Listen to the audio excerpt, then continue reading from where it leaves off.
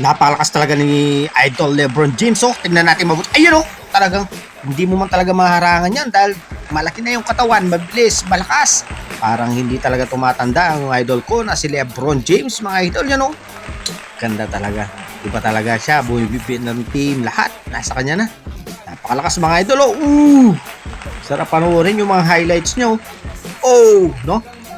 Ganda talaga. Kung fans ka ni LeBron, talagang mapapaiyaw ka na lang. Oh. At sa ay, wala talaga siyang katulad. Ano kaya kung nakasabayan niya si Michael Jordan, no? Ano kaya mangyayari? Napakalakas. Oh.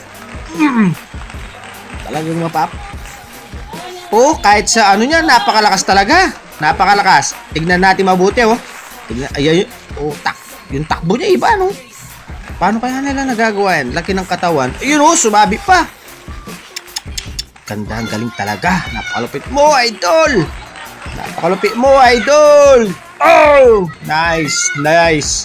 Alright. Oh, puro ano yung highlights ni ano talaga ni LeBron, no? Napaka Brody! Yan na naman! Talagang hindi ka magsasawang manonood sa kanya eh. Talagang yung move. Oh! Gigil.